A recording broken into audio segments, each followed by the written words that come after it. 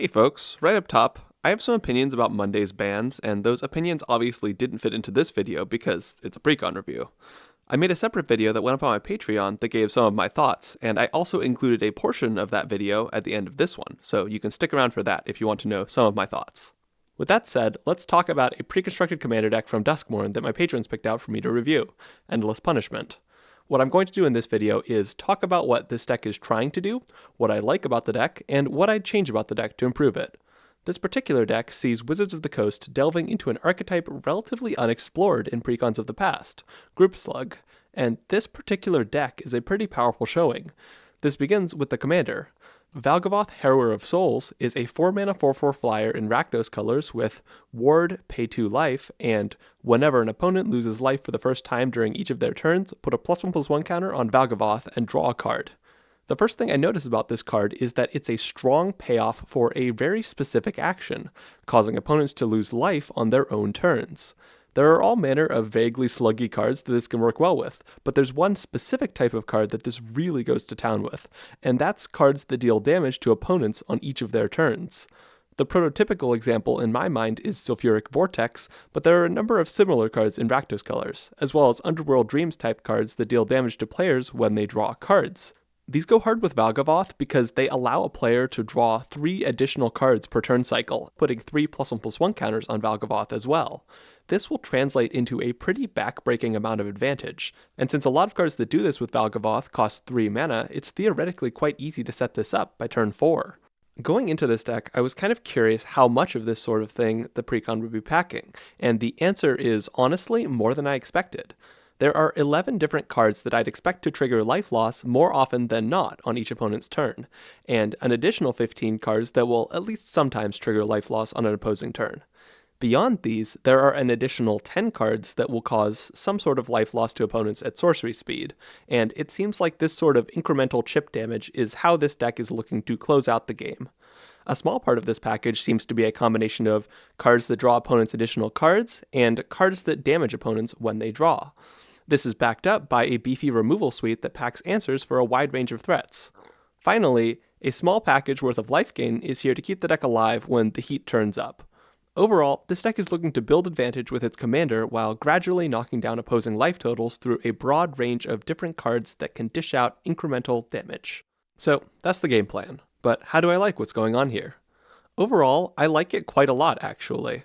I knew going in that with the potential power of the deck's commander, a lot of the quality of the deck was going to come down to how far the deck leverages its commander synergies, and I'm not unhappy with where it's at. As I mentioned, there are 11 cards that will trigger Valgavoth on most opposing turns, which is a decent count. Architect's built-in hypergeometric calculator tells me that this means a 57% chance of having one of these in the deck's opening hand, and a 78% chance to find these in the first 5 draws of the game.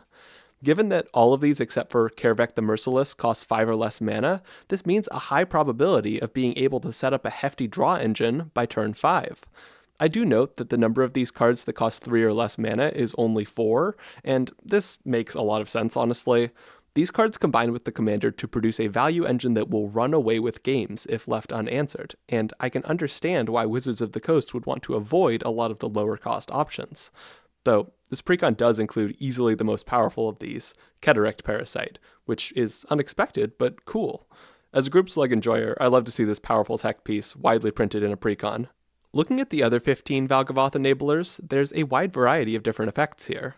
6 of these are Blood Artist effects, which make a decent bit of sense. The deck packs a good bit of removal, and it also runs a relatively high creature count of 32.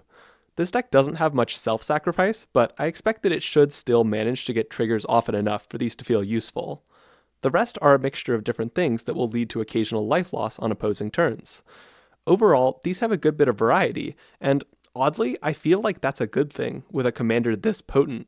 A lot of players building Valgavoth are going to default to cramming as many every turn pings as possible into one deck, and though this does maximize the possible Valgavoth triggers, it also flattens the play pattern of the deck into one that is predictably brutal for opponents. This will lead to the deck being enemy number 1 at all times, and not having many cards dedicated to the backup plans that will inevitably be necessary against competent opponents. By contrast, having a more diverse range of Valgavoth enablers means that this deck's play patterns and relationship with its commander are more textured to opponents, and a lot of these enablers can also serve useful purposes outside of enabling Valgavoth. So the instant speed ping plan looks pretty good to me. As I mentioned earlier, this deck's removal suite is likewise pretty good. It has 7 pieces of targeted removal, 4 board wipes, 3 removal engines, and 1 Carter. He's not exactly removal, but he removes some scary things from my presence by setting them at a different player for a turn, so that's basically the same thing, right? There's also Brash Taunter. I guess that's a removal engine if your opponent's creatures are puny. Beyond removal, this deck also has moderate amounts of ramp and non-commander draw. This is a deck that's going to be drawing a lot of cards and wanting to pay a lot of commander tax, so having a healthy collection of mana rocks is absolutely a good thing. Non-commander draw is also good. Expecting to have the commander in play at all times is highly optimistic, and fitting in a healthy share of other draw is good. Finally, I support the choice to have some amount of life total stabilization here as well, which includes a few different sources of life gain. This is a deck that'll attract attacks, and it's good to be able to weather a bit of that. Finally, the mana base here looks quite solid, if a little tapland oriented. In the lands alone, we see 25 symbols each for red and black, which are fantastic counts. There's a lovely selection of different dual lands: a Tango, a Cycler, a Check land, a Pain land, a Fast land, a Reveal land, an Odyssey filter, and, most exciting of all, a Graven Cairns, Future Sight art. This is great variety in lands for a 2-color precon. As far as utility lands go, the deck runs Leech-Ridden Swamp and Shivan Gorge to go with Valgavoth, a Witch's Clinic to grant lifelink, and Spinerock Knoll as a hideaway land. There are some minor tweaks that could be made to tune up this mana base, and I'll be doing one of them in my upgrade to this deck, but honestly, this mana base is going to play just fine right out of the box. I playtested the deck 20 times to get a feel for it, and in the vast majority of these, the deck felt pretty great, curving out relatively smoothly, setting up threats and engines pretty consistently, and seeming generally well poised to push later into the game. In some ways, I find this deck tricky to evaluate because it seems like a strong deck, but also a deck that will be a lightning rod for opposing removal and attacks. However, keeping that in mind gives us a good idea of where to start with upgrading. So, with that said, let's get into the things I do to try and improve this deck. In previous precon reviews, I've subbed out 20 cards, but in this one I'm going to drop that down to 15. This base is just really solid, and 20 would feel like changing the deck more than needed. With that in mind, let's get into some of the cards I am not as thrilled by in this deck, starting with basically a whole category of card: Sorcery Speed Slug cards. These are cards that deal damage to opponents, but usually or always on our turn, rather than our opponent's turns, and which thus can't trigger Valgavoth. These cards do have a valid place in the deck. Obviously Valgavoth won't always be in play, and cards that slug opponents on our turn might be better than their instant speed counterparts sometimes. However, I do hold these to a higher bar than instant speed options, and that is a bar that is simply not met by most of these. Enchanter's Bane is theoretically an enchantment hate option, but in practice it seems undertuned and gives opponents way too many ways to get around being harmed by it. Fear of Burning Alive is a cute potential damage amplifier, but this deck doesn't have enough ways to enable Delirium, and without Delirium it's basically just a 6-mana 4/4. Combustible Gearhulk is likewise a fun card, and I love it in my Rada deck, whose average mana value is stupid high, but it too costs a lot of mana, and this deck doesn't want the draw enough to warrant its inclusion.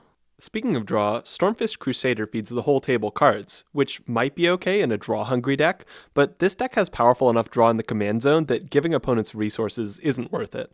I exclude Spiteful Visions for similar reasons.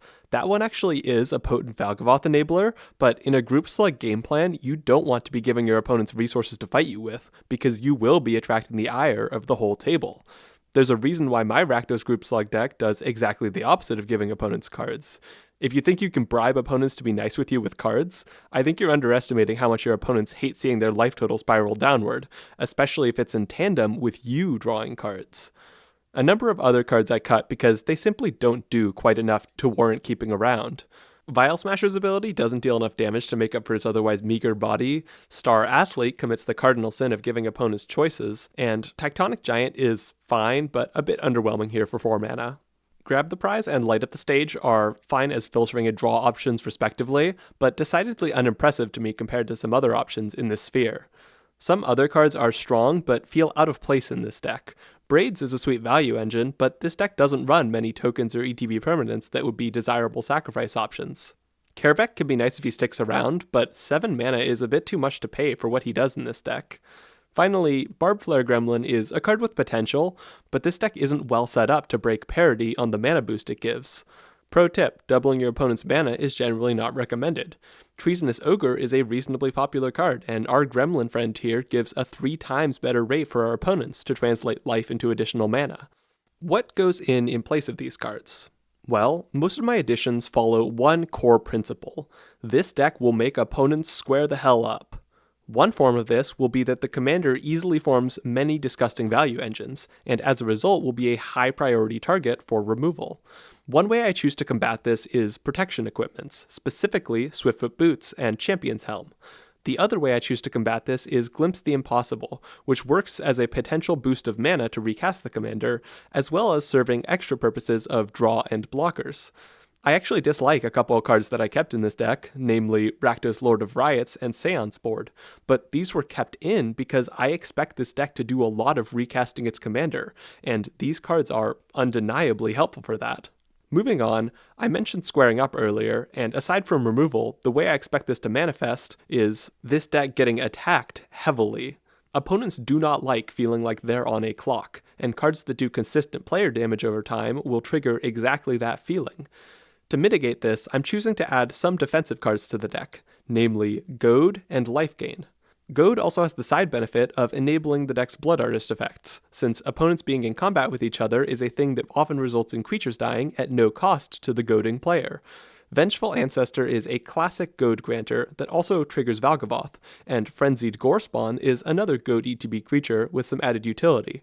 For non-creature options, Disrupt Decorum is that lovely effect of goading everything, and Spectacular Showdown is a similar card that can also be used to suddenly kill an opponent with an enlarged Valgavoth. For life gain, Raphael Fiendish Savior is a lovely package. Lifelink for the commander, and blockers in the form of devils, and these devils can even enable Valgavoth after they block. I'm also choosing to add Tainted Bonds, which serves double duty as life total stabilizer and Valgavoth enabler. With defense and protection out of the way, let's talk about other Valgavoth enablers. I mentioned earlier that a common choice for naive players building Valgavoth will be cramming in as many cards as possible that deal damage to opponents on each turn.